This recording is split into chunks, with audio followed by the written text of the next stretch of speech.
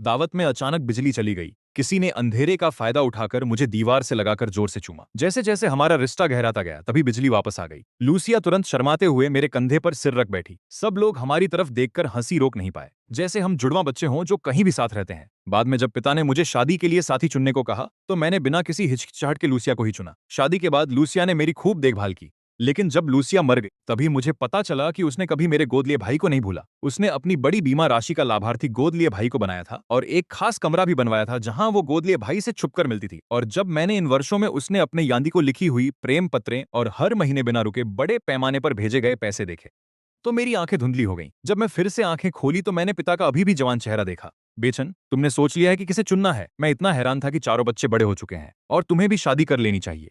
जिसे भी चुनो, पापा को बता देना। मैं वाकई उस दिन पर वापस आ गया था जब मैंने अपनी भविष्य की पत्नी चुनने की घोषणा करनी थी। लिंजा अंशन का सबसे ताकतवर परिवार है और मैं उनका इकलौता बेटा हूं, ताकि मैं भविष्य में एक अच्छी बहू पा सकूं। लिंग के पिता ने 4 परिवारों में से 4 लड़कियों को मेरे लिए चुना था, जो बचपन से मेरी बॉडीगार्ड की तरह मेरे साथ रहे। उनके पास ताकत, बुद्धिमानी और खूबसूरती सभी में नंबर 1 की क्वालिटी थी। लूसिया वह लड़की थी जिसे मैं सबसे ज्यादा पसंद करता था। मैं पहले ही उसके दिल में गिर चुका था। जहां भी जाता मैं खास तौर पर उसे अपनी सुरक्षा के लिए चुनता था। लेकिन आज जब पिता ने पूछा कि क्या मैंने अपनी भविष्य की पत्नी चुन ली है, तो मैं चुप रहा। पहले मैं बिना किसी झिझक के लूसिया को चुन लेता था, पर आज मैं इतना सोच रहा था। लिनफू ने प्यार से कहा, वही लड़की चुन लो। लुजाइन 4 परिवारों में सबसे कमजोर नंबर पर है, लेकिन अगर वह तुम्हारी अच्छी तरह से देखभाल करेगी और जल्दी से मुझे पोता पोती देगी तो मैं तुम्हारी शादी मंजूर कर लूंगा। मैं अंदर से हंस पड़ा, क्योंकि पिछले जन्म में लूसिया ने मुझे छूने तक नहीं दिया था और उससे भी बढ़कर उसका दिल हमेशा लिन्नासान के लिए धड़कता था। नहीं, मेरे पास पहले से ही कोई और विकल्प है।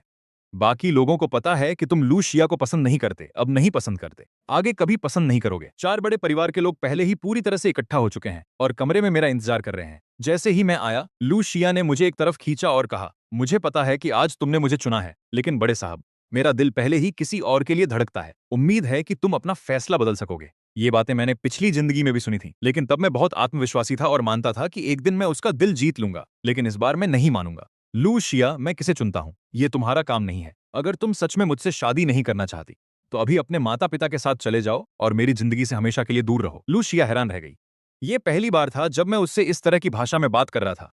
पहले मैं हमेशा उसके हर मन की बात मानता था। अब कुछ कहने की जरूरत नहीं, मैं अंदर चला जाता हूँ। लूशिया, उम्मीद है कि मेरा ये फैसला तुम्हें खुश करेगा। उसे चुप देख मैं बिना मुड़े ही लिविंग रूम में चला गया। ये आखिरी बार था जब मैं 4 बड़े परिवारों के सामने अपनी शादी का मामला उठा रहा था। सब लोग सांस रोके एकदम स्थिर होकर मुझे देख रहे थे। सामने बैठी लुशिया ने गंभीर चेहरा बनाकर कहा, बड़े साहब, कृपया मेरे कहे हुए बारे में सोचो और फिर अपना फैसला लो। उसकी बेचैन नजरें देखकर मेरा दिल थोड़ा दुखा। लगता है कि वह सच में मुझसे शादी नहीं करना चाहती और बेहतर है कि लू परिवार हमलिम परिवार जैसे बड़े सहारे को खो दे। उसे ऐसा देखकर मैं काफी घबराया।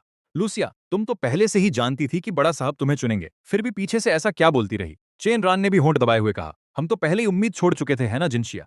मैंने वंजिसा को देखा। चारों में मुझे सबसे कम पसंद वही थी, लेकिन जब भी कोई दिक्कत होती सबसे पहले वही आती थी। भले ही वो तीखी और चालाक हो, चारों में सबसे काबिल वही थी। पिछली जिंदगी में उसने 10 साल से भी कम में दुनिया की सबसे अमीर बन गई थी। अब जब भगवान ने मुझे दूसरी मौका दिया है तो मैं सबसे अच्छा ही चुनूंगी। मैं बोल ही रही थी कि अचानक आंगन में किसी जानवर की गर्जना सुनाई दी। तुम क्या कर रहे हो? तुम्हें कितने महंगे हैं, तुम्हें पता है? पारदर्शी खिड़की में से सबने देखा कि लिन नानशान घबराते हुए एक आदमी से माफी मांग रहा था। माफ कीजिएगा, मैंने जानबूझकर ऐसा नहीं किया, मैंने अभी देखा ही नहीं था। तुम्हें क्या हुआ? आंखें हैं ही नहीं क्या? कौन हो तुम जो इतनी घटिया कपड़े पहन के आए हो मिस्टर लिन की बर्थडे पार्टी में? क्या तुम्हें बर्दाश्त नहीं हो रहा? जैसे ही उसने हाथ उठाया कि लिन नानशान पर वार करे, सोफे पर बैठे लुशिया भागी बाहर। शू जिंग और चेन रान को भी लगा कि उनकी कोई उम्मीद नहीं, इसलिए वे वंजसा को लेकर मजा देखने चल पड़े। जाने से पहले वंजसा ने मुझे एक नजर मारी। उसकी खूबसूरत आंखों में कुछ अनजानी सी भावनाएं थी। वह थप्पड़ नहीं पड़ा। शीए परिवार के नवाब ने लूशिया और उसके साथियों को देखते ही हाथ वापस खींच लिया। लू मिस, किसने तुम्हें उसे मारने की इजाजत दी? तुम्हें पता है वो कौन है? वो भी मिस्टर लिन है, लिन परिवार के दूसरे बेटे। लिन बेचैन के भाई, क्या तुम्हें आंखें नहीं हैं? वह आदमी देखकर कि लूशिया इतनी गुस्सा है, माफी मांगकर जल्दी से मुड़ गया। उसने पीछे मुड़कर कमरे में मेरी तरफ देखा। माफ करना, क्या मैंने तुम लोगों को परेशान कर दिया? मैं ध्यान नहीं दे पाया, बहुत अंधेरा था, मैंने तुम्हें नहीं देखा। तो वो और घबरा कर समझाने लगा। लूशिया ने उसकी हथेली को प्यार से थाम लिया। लिन नानशान, तुम भी लिन परिवार के छोटे मालिक हो। अगली बार अगर कोई तुम्हें तंग करे तो खुद को और ज्यादा तकलीफ मत देना। ये सुनकर मैं ठठेरा। लिन नानशान तो बस उस दिन से बचपन में मेरे पिता ने मुझे अकेला नहीं छोड़ने के लिए गोद लिया हुआ अनाथ बच्चा है। इन सालों में मैंने जो कुछ भी इस भाई को देना था दे दिया। अब लूशिया को भी मैं नहीं चाहता, सब कुछ उसे दे देता हूँ। मैंने दोनों पर से नजरें हटा ली। दिल थोड़ा धड़क उठा। लीन उपाध्यक्ष ने सबके चेहरे के भाव एक बार देखा और हल्की खांसी की। बेचैन चुनो, ठीक है, मैं चुनता हूं वेंजिशा। ये बात सुनकर वहां मौजूद सभी माता पिता स्तब्ध रह गए। लू परिवार के माता पिता के चेहरे खराब हो गए, जबकि वेंझिशा के माता पिता बेहद खुश थे। लीन उपाध्यक्ष ने भी भौहें चढ़ाते हुए कहा, वेंझिशा वो लड़की, तुम तो हमेशा कहते थे कि तुम उसे पसंद नहीं करते, कहती थी कि वो हमेशा तुम्हें सताती है। शादी के बाद वो मुझे सताएगी नहीं क्या? नहीं नहीं नहीं, बिल्कुल नहीं। हम उसे कहेंगे कि वह तुम्हारे साथ अच्छा व्यवहार करे। हाँ, आज की बात फिलहाल मैं नहीं कहना चाहता। कृपया आप लोग अभी चारों को मत बताना। शादी अगले महीने है, दुल्हन समय पर आ जाए। बस इतना ही चाहिए। सभी ने सिर हिलाकर हामी भरी। मुझसे भी कोई विरोध करने की हिम्मत नहीं कर रहा था। बातों की डिटेल्स फाइनल होने के बाद सब धीरे धीरे चले गए। जैसे ही मैं आंगन में पहुंचा, लिन नानशान जल्दी से माफी मांगने लगा। भाई माफ करना, मेरी गलती थी। मैंने अभी जो हलचल मचाई वह नहीं करनी चाहिए थी। मुझे कमरे में छुप जाना चाहिए था और बाहर नहीं आना चाहिए था। लेकिन बाहर बहुत भीड़ भाड़ थी, मैं कुछ भी कह नहीं पाया और लीन नानशान पहले ही घबराने लगा था। जो लोग नहीं जानते थे वे सोचते कि मैंने उसके बड़े मालिक को परेशान किया है। लीन नानशान जानबूझकर ऐसा नहीं कर रहा था। तुम्हारे लिए मैं लूसिया की तरफ से उसे बचाऊंगा। मुझे पता है कि हमारी सगाई तय है। बस तुम लीन नानशान के साथ थोड़ा अच्छा व्यवहार करने का वादा करो। मैं तुम्हारे साथ शादी करने को तैयार हूं। लीन नानशान का शादी करने को तदल गया। वह लूसिया के पास छिपकर लगातार कांप रहा था। मैं मुस्कुराया। मुझे खुद भी नहीं पता था कि मैंने क्या किया था कि लूसिया ने गलती से सोच लिया कि मैं उसे तंग कर रहा हूं। उसकी परिवार ने तुम्हें कपड़े खरीदने के लिए पैसे नहीं दिए। तुम ऐसे पहनकर बाहर आई हो, लोग क्या सोचेंगे? जो लोग नहीं जानते वे सोचेंगे कि हमारा लीन परिवार तुम्हें परेशान करता है। भाई की बात खत्म होते ही एक आदमी सीधे मेरी तरफ दौड़ पड़ा। लिन बेचैन, मर जा। मैं तुम लोगों लिन परिवार को सबको खत्म कर दूंगा। मैंने एक नजर में पहचाना कि वो आदमी लिन परिवार का दुश्मन चेन ग्रुप का चेयरमैन सुन ली है। चेन ग्रुप को लिन परिवार ने दबा दिया था और वो दिवालिया हो गया था। तब से उसकी हालत ठीक नहीं है। पिछली जिंदगी में भी उसने मुझे बैठा कर दिया था। वो मुझ पर दौड़ रहा था। मेरा पहला ख्याल था लूशिया की तरफ देखना, लेकिन वो पिछली जिंदगी की तरह ही लिन नानशान को अपने गोद में कसकर पकड़ रही थी। जल्दी हटो लिन नानशान, डरो मत। अगली ही पल तेज चाकू मेरी बाजू पर आ गिरा कि लिन नानशान उसके आलिंगन से निकल चुका था। शिया जी, तुम मेरे बॉडीगार्ड हो, मुझे कैसे छोड़ सकती हो? भाई तुम घायल हो गए हो, मार डालो उन्हें। तुम लोगों लिन परिवार को सब खत्म कर दो। लिन नानशान दौड़ा, सुनली चाकू लहराने लगा और जब वो शिया को चोट पहुंचाने वाला था तो लू शिया सीधे उसके ऊपर गिर पड़ी। लिन नानशान सावधान, वो चाकू लू शिया की पीठ पर मारने वाला था। सेंचम पूरी तरह से हड़कंप मच गया। किसी ने चिल्लाकर कहा, लिन साहब की सुरक्षा करो। जब मैं समझ ली कि नजरें फिर से मुझ पर टिक गईं। उसने चाकू उठाया और मुझे मारने ही वाली थी। मैंने आंखें बंद की और चिल्लाया, लूशिया, क्या तुम भूल गई हो कि तुम मेरी बॉडीगार्ड हो? चाकू फिर से नीचे आने वाला था कि एक औरत ने जोर से मुझे अपनी बाहों में लगा लिया। मैं उठाकर देखा तो वो औरत थी वेन झीशिया। उसका नखरा बड़ा साफ था। उसने कहा, क्या तुम पागल हो? चुपो। अगली ही पल उसने मुझे छोड़कर सून ली से भिड़ गई। अब मुझे साफ दिख रहा था कि वो कौन है। वो मुंह से कह रही थी कि वो चाहती है मैं जल्दी मर जाऊं, लेकिन जब खतरा आया तो सबसे पहले जो मेरी मदद को आया वही था। उसकी ताकत लुशिया से कम नहीं थी। उसने कुछ ही देर में सून ली को काबू कर लिया, लेकिन वो भी थोड़ा घायल हो गया था। मैं आगे बढ़ने वाला था कि उसने उठकर मेरा नाम लेकर मेरी बाजू खींची। चुन, मैं ठीक हूं, तुम जिंदा रहो, ये काफी है। ये कहकर वो बिना मुड़े चली गई, लेकिन मेरा दिल उसी वक्त उसके लिए झुक गया। तभी मेरे कानों में लिन नानशान की आवाज आई। मैंने ऊपर देखा तो लू शिया उसे बचाते हुए आ रही थी। भाई तुम ठीक हो ना? मैंने पूछा। शिकायत मत करना शिया दीदी से, उसने बस इसीलिए मेरी पहले रक्षा की क्योंकि मैं उसके करीब था। उसने कहा, माफ करना बड़े मालिक। अभी अभी लूशिया समझाने की कोशिश कर रही थी। मैंने उसे ठंडे दिल से देखा। उसे समझाने की जरूरत नहीं है। मैं घायल हूं और परिवार के नियमों के मुताबिक मुझे सजा मिलनी चाहिए। मैं सजा मानने को तैयार हूं। बड़े हॉल में लूशिया एकदम स्थिर होकर बीच में घुटने टेके बैठी थी। उसकी पीठ पर चाकू का जख्म था। लिन नानशान पास खड़े होकर उसकी घायल पीठ को देख रहा था, अपने होंठ कसकर दबाए हुए। शू जिंग और चेन रान पास खड़े थे। थोड़ा दया आ रही थी। बड़े मालिक, हम भी आपके बॉडीगार्ड हैं। आपकी चोट हमारी गलती है। सिर्फ शूशिया को सजा देना ठीक नहीं है। हाँ बड़े मालिक, हमें भी सजा मिलनी चाहिए। मैं सोफे पर बैठा था। घर का डॉक्टर मेरे जख्म की सफाई कर रहा था। सफाई के दौरान जख्म से तेज दर्द पूरे शरीर में फैल गया, लेकिन ये दर्द मेरे दिल के दर्द के सामने कुछ भी नहीं था। मैंने ऊपर उठकर जमीन पर घुटने टेके उस औरत को एक नजर से देखा और ठंडे लहजे में बोला, जब ये सब हुआ तुम दोनों वहां नहीं थे, इसलिए तुम दोनों को माफी दी जाएगी। लेकिन लूशिया ने मुझे चोट पहुंचाई है, मैं उसे सजा दूंगा। तुम दोनों को क्या लगता है, सही है या नहीं? शू जिंग और चेन रान एक दूसरे को देखे और फिर उसके लिए मिन्नतें करने लगे। लेकिन वो तुम्हारी होने वाली पत्नी है, उसे चोट पहुंचाना और भी दर्दनाक नहीं। हाँ, आपको लूशिया से इतना प्यार है तो कैसे सह सकते हैं कि वो घायल हो? मैंने अभी कुछ कहा भी नहीं था कि लूशिया, जो सीधे घुटने टेके हुई थी, बोलने लगी। अगर हो सके तो मैं चाहता था कि बड़े साहब ने जो चुना हो वो मैं नहीं होता। मैं उठकर आदेश देता हूं कि वो टहनियां लेकर आओ। ये वह टहनी है जो पिता ने मुझे सिर्फ उनके चारों केलिंग घर में पहली बार आने के दिन बनवाई थी। पिछले 15 सालों में मैंने कभी इस टहनी को इस्तेमाल नहीं किया। अब जब तुम खुद मंजूर हो सजा पाकर, तो मैं भी दया नहीं दिखाऊंगा। जैसे ही ये बात खत्म हुई, टहनी जोर से उसकी पीठ पर मारी गई। श्याजे लुशिया ने एक भी आवाज नहीं की, ना तो हंसी ना ही कोई चीख। मैं झाड़ियों का डंडा पकड़कर कांप रहा था। पिछली जिंदगी में उसने मेरी पूरी खुशी चुरा ली थी। इस सोच से मेरा सारा बदन कांप रहा था। मैंने घायल हाथ उठाकर दूसरा डंडा मारने ही वाला था कि लिन नानशान दौड़ता हुआ आया और जोर से उसे एक चाबुक खिला दिया। लुशिया घबराकर उसे अपनी बाहों में भर लिया। लिन बेचैन, मैं तुम्हें उसकी तरफ हाथ उठाने नहीं दूंगा। वो खुद मुझ पर आई थी, इसका मुझसे क्या लेना देना। तीसरी मुख्सवार लगने से पहले तुम आ रहे हो या वो? भाई मत करो। लिन नानशान दर्द से बेहोश हो गया। लुशिया घबराकर चिल्लाई, किसी को बुलाओ और उसे उठाओ।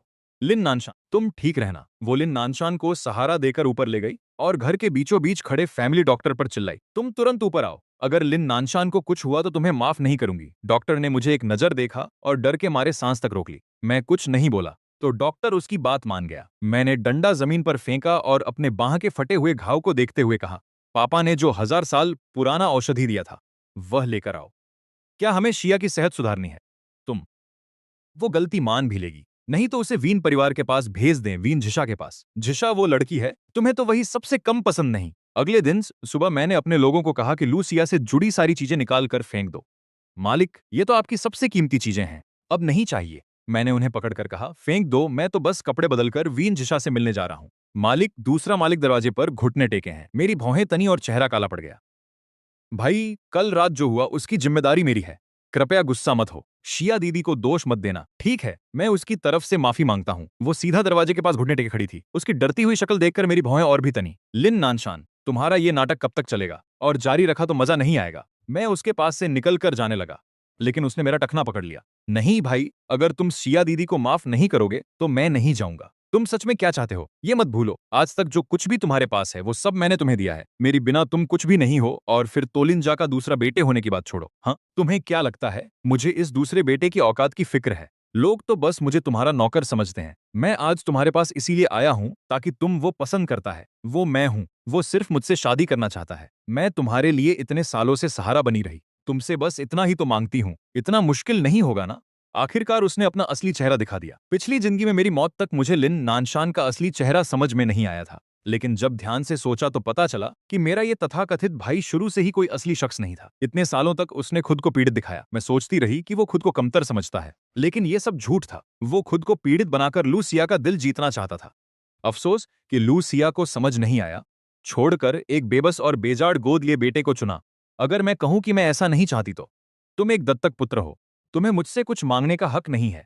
अगर लंजा में रहना है तो ठीक से रहो, वरना 4 बड़े परिवारों में से कोई भी तुम्हें अपनी बहू नहीं बनने देगा। उसकी आंखों में एक ठंडी चमक चमकी। लिनासा ने मेरी टखने को कस के पकड़ लिया। तुम इतने कड़े हो तो मुझ पर गुस्सा मत करना। उसकी 10 उंगलियां मेरे टखने में गहराई तक घुस गईं। मुझे बहुत दर्द हुआ। मुझे छोड़ो। मैं जोर से उसे ठेलने ही वाला था कि लिनासान का शरीर सीधा सीढ़ियों की तरफ लुढ़क गया। मेरी बाहें बहुत दर्द कर रही थीं। मैं अभी संभला भी नहीं था कि लूसिया बाहर से दौड़ती हुई आई। लिनासान, तुम कैसे हो? लिम्बेचन, तुमने काफी किया। अगर तुमने लिंसान पर फिर हाथ उठाया तो मैं कसम खाती हूं कि मैं तुमसे कभी शादी नहीं करूंगी। मैंने नहीं किया, वो खुद है और मानने से इनकार कर रहा है। तुम सच में बहुत बेतुके हो। मैंने खुद देखा कि तुमने उसे सीढ़ियों से धक्का दिया और तुम अभी भी बहाने बना रहे हो। मेरे भाई शाजे, मुझे दर्द नहीं हो रहा, हड्डी टूट गई है। डर मत, तुम्हें अस्पताल ले जाऊंगी। जाते हुए उसने यूनन लिंचलो के कूड़ेदान में उसके बारे में पड़े सामानों को देखा। सब बाहर निकालो, उसने ठंडी हंसी के साथ कहा। अभी शादी भी नहीं हुई, फिर मेरी चीजें शादी के कमरे में डालने की इतनी जल्दी क्यों है? लिन बिचेन, मैं तुम्हारे साथ शादी करूं भी या नहीं ये तो देखना पड़ेगा। मिस लू, ये सब माल मालिक ने मुझे फेंकने को कहा है। बस करो, मेरे पास ये बकवास सुनने का टाइम नहीं है। लू शिया ने लिन नानशान का सहारा लेकर बिना मुड़े चले गए, लेकिन उसने नहीं देखा कि लिन नानशान के होठों पर एक हल्की सी मुस्कान थी। लेकिन मैं साफ साफ देख सकता था वो मुस्कान मैंने नीचे देखा, अपने पैर पर लगे जख्म को। लेकिन लू शिया मेरी झपकी भरी नमकीन आंखों से शादी के दिन गिन रही थी। मैं सच में देखना चाहता था कि शादी के दिन जब उसे पता चले कि जिसे वो की क्या प्रतिक्रिया होगी। लू शिया ने 3 दिन अस्पताल में लिन नानशान का साथ दिया और इस 3 दिन मैं उसे कहीं नहीं देख पाया। चौथे दिन जब मैं लिन फू से शादी के दिन की तैयारियों पर बात कर रहा था, तभी लू शिया दौड़ती हुई अंदर आई। बड़े मालिक लिन बाफू, मुझे आपसे कुछ कहना है। हम खाना खा रहे हैं, बात खाना खत्म होने के बाद करो। नहीं, मैं इंतजार नहीं कर सकती। बड़े मालिक, मैं जिस शख्स से प्यार करती हूँ वो तुम नहीं हो। 4 दिन बाद की शादी में मैं तुम्हारे साथ नहीं जाऊंगी। ये सुनकर लिन फू कुछ पल के लिए ठिठका गया। तुम नहीं जानते। बेई चेन ने मेरे बात काटते हुए भौएं उठाई और लू शिया की तरफ देखा। मुझे फर्क नहीं पड़ता तुम्हें पसंद है या नहीं, बस 4 दिन बाद की शादी में तुम समय पर आ जाना। मैं नहीं आऊंगा, मैंने कहा ना कि मैं तुम्हारे से शादी नहीं करूंगा। अगर तुम उसे इतना पसंद करती हो तो मैं भी उसे शादी करने दूंगा। 7 दिन बाद हम दोनों की शादी एक साथ होगी। तब मैं चाहता हूँ कि तुम अपनी आंखें खोलकर देखो कि वह किसी और से शादी कर रहा है। दादाजी, ये सब क्यों क्यों जबरदस्ती करना जरूरी है? क्या लीन परिवार के पास ताकत है, इसलिए वो जो चाहे कर सकते हैं? तुम अनदेखा कर सकते हो, तुम उसे लेकर कहीं दूर भाग सकते हो, अपनी मनचाही जिंदगी जी सकते हो, लेकिन लू परिवार की अंश में कितनी देर तक जिंदगी रहेगी ये कहना मुश्किल है। मेरी सख्ती के सामने लू शिया की आंखों में एक तीखी नफरत चमकी। ठीक है, मैं तुमसे शादी करती हूँ, उसने दांत पीसते हुए हामी भरी। लू सिया के जाने के बाद लिन फू ने असमंजस में पूछा, बेचैन, ये सब क्यों? तुम तो कह रहे थे कि तुम जीशिया से शादी करोगे, फिर लुशिया को क्यों तंग कर रहे हो? वो मुझसे कुछ लेना चाहता है। काफी देर बाद मेरा गुस्सा धीरे धीरे कम होने लगा। पापा, आप उन्हें पूरा कर दो। 7 दिन बाद मैं और लिन नानशान एक साथ शादी करेंगे। मैं वंजीसा के साथ जाऊंगा और लिन नानशान लूशिया के साथ। अगर वह लिन नानशान को इतना पसंद करती है तो मैं उसे पूरा करता हूँ। मेरा मन नहीं लग रहा था। मैं उठकर रेस्तरां से बाहर निकला और आंगन में एक दूसरे को कसकर गले लगाते हुए दोनों को टकरा गया। लूशिया रोरो के लगभग सांस ही नहीं ले पा रही थी। उसके चेहरे पर आंसू फैल गए। माफ करना, ये मेरी कमी है।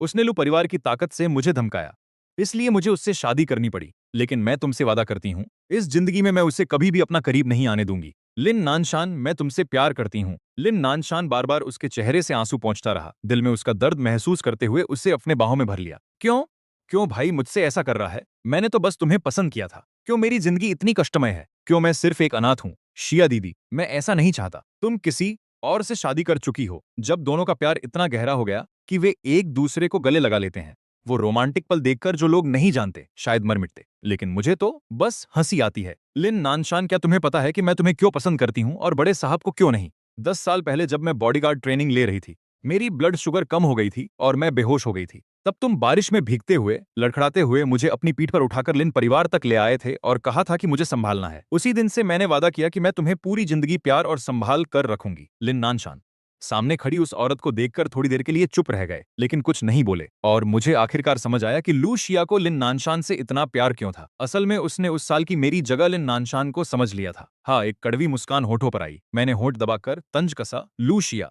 तुम कितनी बेवकूफ हो। मैं ऊपर जाने लगी। कमरे में घुसते ही कोने में किसी का साया दिखा। मेरी भौहें तनी और मैं उसे धकेलने ही वाली थी कि आधा चिल्लाकर रुक गई। इसके बाद मैंने कभी खतरे में पहला नाम उसके नाम का नहीं लिया। वेन झीशिया।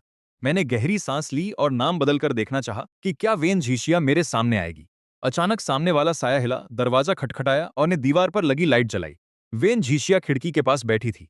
मैं उसके पास गई। इतनी देर हो गई है और बाहर अभी भी बारिश हो रही है। तुम यहाँ क्या करने आए हो? मैंने तो कहा था कि तुम घर आराम करो। कुछ नहीं, बस तुम्हारे जख्म देखना था।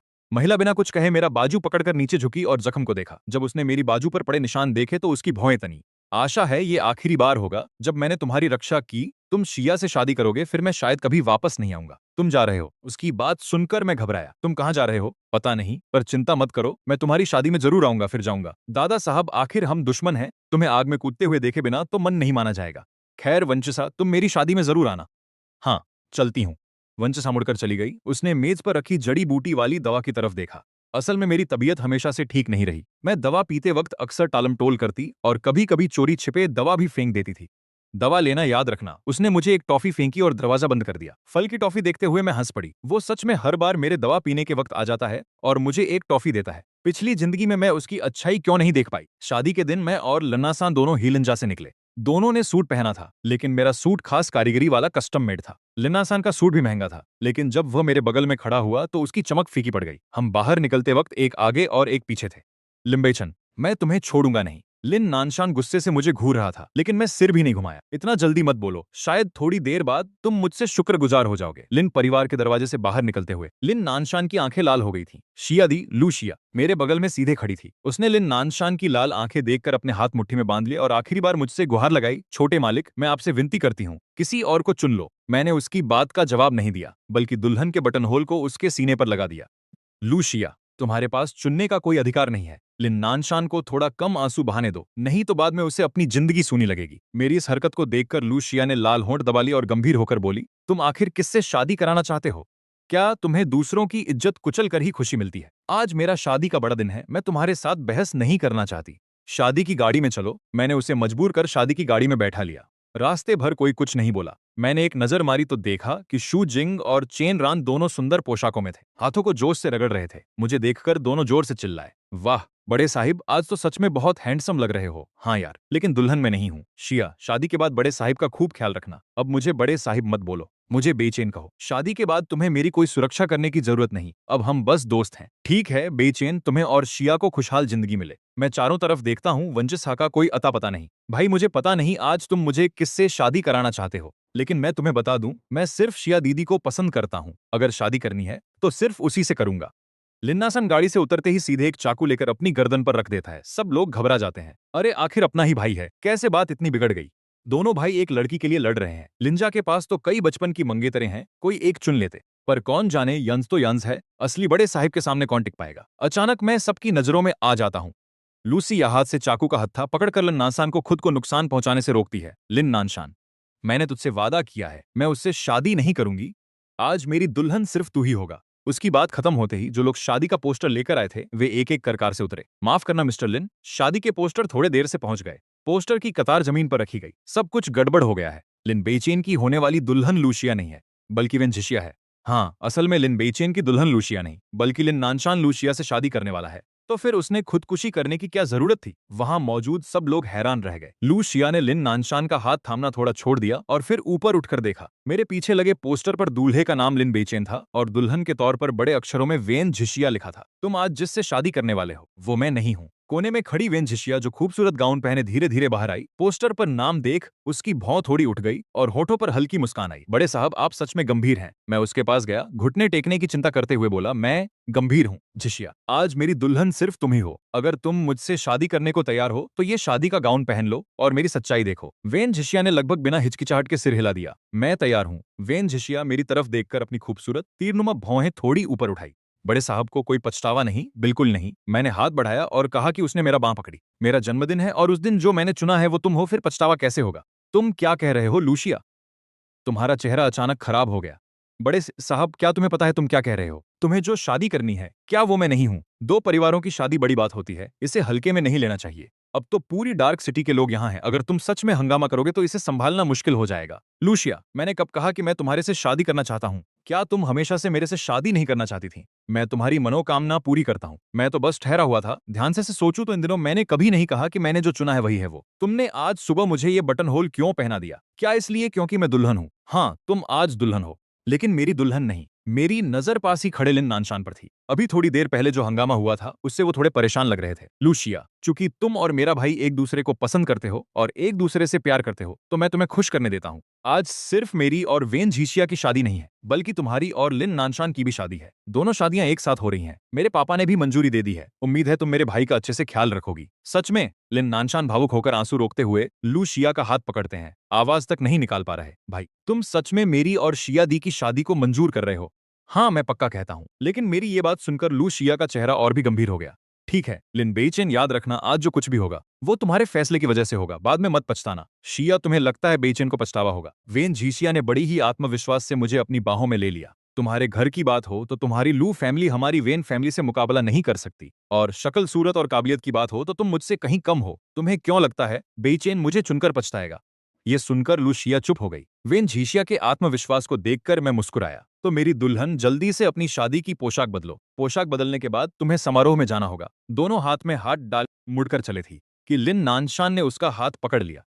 शिया दीदी, तुम कहाँ जा रही हो। क्या तुम मुझसे शादी नहीं करना चाहती। नहीं। लू शिया ने कदम रोककर उस आदमी की तरफ देखा जो उसके बगल में खड़ा था। उसका ये रूप देखकर दिल को दया आ रही थी। सच कहूं तो बचपन से ही उसे लिन नानशान से सहानुभूति थी। उसे लगता था कि वो बहुत बेचारी है, उसके पास कुछ भी नहीं है, इसलिए वो हमेशा मुझसे, जो कि ऊपर से ऊपर था, नफरत करती थी। मैं तुमसे शादी करूंगी, हम शादी कर रहे हैं। अगर लिन बेचैन को कोई पछतावा नहीं होगा तो मुझे भी कभी पछतावा नहीं होगा। नहीं पता वो खुद को दिलासा दे रही थी या किसी और को। लू शिया ने गहरी सांस ली। लिन नानशान का हाथ थामा और होटल के लॉबी में कदम रखा। दोनों शादी की रस्में अलग अलग हॉल में हो रही थीं। मैं आखिरकार लिन परिवार का इकलौता असली वारिस था। शादी की सजावट और दावत दोनों ही नानशान की शादी से कई गुना ज्यादा शानदार थीं। वेन झिशिया, क्या आप लिन बेचैन से शादी करने को तैयार हैं। लूशिया, क्या आप लिन नानशान से शादी करने को तैयार हैं। होस्ट लगभग एक साथ बोले। वेन झिशिया ने जल्दी से कहा, मैं तैयार हूं, मैं तैयार हूं। लेकिन लूशिया चुप रही। उसकी नजरें हमेशा सामने के स्टेज पर टिकी थीं, जहां मैं सूट में बेहद स्मार्ट लग रहा था, मगर किसी और लड़की से शादी करने वाला था। उसका दिल पूरी तरह उलझन में था। लूशिया, क्या आप तैयार हैं।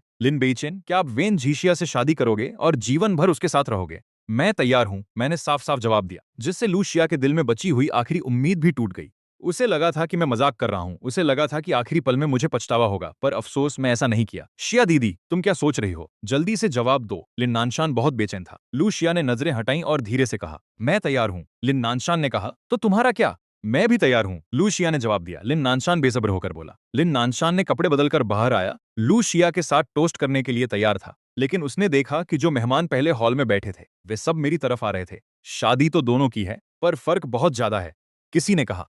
हाँ, सुना है वहां की शराब लाखों की है। लिन परिवार बहुत खर्चीला है, किसी ने जोड़ा। एक दत्तक पुत्र है, दूसरा असली मालिक।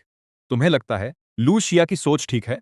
अच्छे खासे बड़े मालिक को छोड़कर दत्तक पुत्र को क्यों चुन रही है? किसे पता। सुना है बड़े मालिक ने उससे कई सालों तक पीछा किया, लेकिन उसने एक भी बार नजर नहीं उठाई। देखना बाद में पछताएगी या नहीं। मेहमान बातें करते हुए दूसरे हॉल में चले गए, जहां उन्होंने मैं और वेन जिया को टोस्ट किया। लिन नानशान और लू शिया वहीं खड़े रहे, अपनी शादी वाले हॉल को धीरे धीरे खाली होते देख रहे थे। दोनों के चेहरे कुछ उदास थे। माफ करना शिया बहन, लिन नानशान ने कहा, अगर मैं न होता तो तुम इस हालत में नहीं होती। लिन नानशान ने अपनी नाक दिखाते हुए माफी मांगी। कोई बात नहीं, मैं तुम्हें दोष नहीं देता। तुम्हें भी क्यों नहीं? अगर वो नहीं होता तो तुम पहले ही बड़े साहब से शादी कर चुकी होती। सिया, तुम्हें पता है तुमने अपने हाथों से हमारे लू परिवार का भविष्य बर्बाद कर दिया है। माँ, ऐसा मत कहो। अब मैं लिन नानशान से शादी कर चुकी हूँ। लिन बेइचेन ने भी किसी और से शादी कर ली है। सब कुछ तय हो चुका है। मुझे कोई पछतावा नहीं है। मैं उस वक्त डर गई थी कि लिन बेइचेन पछताएगा और बाद में मुझसे माफी मांगेगा। लूशिया ने मेरी तरफ देखा, जो दूर नहीं था। उसे लगा मैं उसकी तरफ देखूंगा, लेकिन मैंने उसकी तरफ एक भी बार नहीं देखा, बल्कि खुशी से मुस्कुराया। लूशिया ने सोचा कि शायद बहुत समय हो गया जब उसने मुझे इतनी खुशी से मुस्कुराते देखा था। शिया बहन, तुम्हें क्या लगता है, क्या तुम मुझसे शादी करके पछताओगी नहीं? तो चलो एक साथ जिंग को एक प्याला देते हैं। अगर वो नहीं होता तो हम दोनों भी आसानी से शादी नहीं कर पाते। मैं भाई हूं, इसलिए मुझे ही उसे एक प्याला देना चाहिए। ठीक है। लूशिया ने सिर हिलाया। वो पहले से ही बेसब्री से मेरी तरफ देखने लगी थी कि मैं पछतावे की कैसी शक्ल बनाऊंगा। लिन फू का बेटा शादी के मौके पर खुश था। उसने कुछ ज्यादा ही शराब पी ली थी और वंजसा का हाथ पकड़कर बार बार समझा रहा था, वन्याथो, मैंने तुम्हें मेरा अच्छे से ख्याल रखना, कभी भी बचपन की तरह उसे सताना मत। पापा, चिंता मत करो, मैं ऐसा बिल्कुल नहीं करूंगी। वंजसा ने मेरी तरफ कोमल नजरों से देखा। जब हम छोटे थे तो मैं उसे परेशान करता था, क्योंकि मुझे उसका पक्षपात पसंद नहीं था। मैं पक्षपात करता हूँ? मैं कहाँ पक्षपात करता हूँ? तुम ही तो बताओ। हम 4 लोग हैं। तुम सिर्फ रूशिया उस लड़की के लिए अच्छे हो। रोजाना भी तुम्हें मेरी तरफ ज्यादा देखता नहीं दिखता। अगर आगे भी तुम उसे पसंद करने की हिम्मत करोगे तो मैं सिर्फ जलन नहीं करूंगा। तुम्हारा मतलब है कि तुम पहले मुझे परेशान करते थे क्योंकि तुम मुझे लेकर जलते थे। कपड़े खरीदने की बात है। भाई, मुझे यकीन नहीं था कि वेन जीशिया हमेशा से मुझे पसंद करती रही है। मैं जवाब देने वाला था कि तभी लिन नानशान लूशिया के साथ सामने आ गया। उसे देखकर मेरी मुस्कान तुरंत जम गई। भाई भाई, तुम्हें कुछ चाहिए? धन्यवाद भाई, मुझे और शिया दीदी को तुम्हारे लिए एक गिलास रखना चाहिए। वैसे भी तुम्हें शादी मुबारक हो। लिन नानशान ने शराब का गिलास उठाकर एक घूंट पिया, लेकिन लूशिया ने बिल्कुल भी प्रतिक्रिया नहीं दी। उसकी नजरें वेन जीशिया के उस हाथ पर टिक गईं जो मुझसे लिपटा हुआ था। उसकी आंखों में ठंडक और कटुता थी। हाँ, तुम्हें भी शादी मुबारक हो। मैंने बिना भाव दिखाए एक घूंट लिया और फिर लूशिया की तरफ देखा। तुम्हें तो मुझे भाई कहना चाहिए। उसे समझ नहीं आ रहा था कि मैं इतना शांत और बेफिक्र कैसे हूं। वेन जीशिया ने मुझे मैं इतना शांत और बेफिक्र कैसे हूं वेन जीशिया ने मुझे और भी कसकर पकड़ा और भौहें उठाते हुए लूशिया की तरफ देखा। नामुमकिन। लूशिया हमेशा से ठंडी और घमंडी रही है। उसे शु जिंग और चेन रान पसंद नहीं थे, और अब वेन जीशिया को भी नहीं देख सकती। अब उससे भाभी कहना तो बिल्कुल भी मुमकिन नहीं। नामुमकिन है। लूशिया, तुम मेरी भाई की पत्नी बन गई हो, मतलब तुम हमारे लिन परिवार की बहू हो। लिन नानशान की खातिर हमारे कुछ कारोबार तुम लू परिवार को दे सकते हो, लेकिन अब तुम एक बार भी भाई या भाभी नहीं कहना चाहती, तो इसका मतलब तुम इस रिश्ते को नहीं मानती। अगर ऐसा है तो छोड़ दो। आगे से लिन परिवार का कारोबार 3 और परिवारों को मिलेगा, तुम्हारे परिवार को नहीं। मेरी बात पूरी भी नहीं हुई थी कि लू पिताजी ने लू शिया का हाथ पकड़ लिया और बड़ी गंभीर आवाज में बोले, शिया, इस वक्त तुम किस इज्जत की बात कर रही हो? अगर मिस्टर लिन हमारे परिवार को कारोबार नहीं देंगे तो हमारा लू परिवार मुश्किल में पड़ जाएगा। तुमने एक दत्तक पुत्र चुना है तो तुम्हें यह सब भुगतना पड़ेगा। लू पिताजी की बात सुनकर लू नानशान का चेहरा बार बार बदल रहा था। आज उसका पूरा मान सम्मान खत्म हो गया था, लेकिन कोई बात नहीं। उसने आखिरकार 4 बड़े परिवारों में से एक की लड़की से शादी कर ली है। अब सब उसे एक अलग नजर से देखेंगे। बेटी, अब क्या सोच रही हो? लू पिताजी ने फिर कहा। लू शिया ने शराब का गिलास कसकर पकड़ा और चुपचाप 2 घूंट पीने के बाद आखिरकार बोल पड़ी, भैया भाभी, प्यारे भाभी जी। वेन जीशिया ने अपने गिलास को उठाकर खुशी से एक घूंट पी लिया। शादी खत्म होने के बाद मैं वेन झिशिया के साथ अपने घर वापस आ गई और लू नानशान सामान लेकर लू परिवार के घर रहने चला गया। जब वह सामान उठा रहा था, मैं पास ही खड़ी थी और लू शिया दरवाजे के पास खड़ी मुझे देख रही थी। बड़े साहब, अब मुझे बड़े साहब नहीं कहो। लू शिया, तुम अब मेरी बॉडीगार्ड नहीं हो। लू शिया कुछ कहने ही वाली थी, लेकिन मेरी बेरुखी देखकर उसने कुछ और कहने की इच्छा नहीं जताई। लू नानशान ने आखिरकार अपना सामान समेट लिया और लू शिया ने खुद उसका हाथ पकड़कर उसे घर ले जाने लगी। भैया, इन सालों में तुम्हारा बहुत शुक्रिया। मैं जा रही हूँ। क्यों? साथ चलो ना भैया, साथ चलने की क्या बात है? हाँ चलो। अगर मैं नहीं चलूंगी तो मैं बिना पूछे ही नीचे चला जाऊंगा। कैसे? पछतावा हो रहा है, पर अफसोस मैं तो पहले ही लिन नानशान से शादी कर चुकी हूँ। अब पछतावा करने से कोई फायदा नहीं। किसने कहा कि मुझे पछतावा है? मैं लू परिवार के यहाँ इसलिए जा रही हूँ क्योंकि मेरे पास अपनी वजह है। जैसे ही मैंने कुछ कदम बढ़ाए, वेन झीशिया ने मेरा कमर पकड़ लिया। तुम्हें जाना चाहिए था वेन परिवार के यहाँ, लू परिवार के यहाँ नहीं है ना? बेचैन, मैंने कहा था ना कि अगर तुम नटखट बने तो मैं जल जाऊंगी। महिलाओं की हल्की खुशबू से घिरी मैं मुड़ा और उसका कमर पकड़ लिया। अगर तुम्हें चिंता हो रही है तो मेरे साथ चलो। ठीक है, मैं तुम्हारे साथ चलती हूँ। चारों लोग 2 गाड़ियों में बैठकर लू परिवार के यहाँ गए, लेकिन किसी ने ध्यान नहीं दिया कि मेरी गाड़ी के पीछे एक बड़ा ट्रक भी चल रहा था। दरवाजा खोलते ही कोई स्वागत के लिए नहीं आया। एक नौकर ने पूछा, लिन बड़े साहब आए हैं। लू के पिता और माता ने एक दूसरे को देखा और जल्दी से बाहर भागे।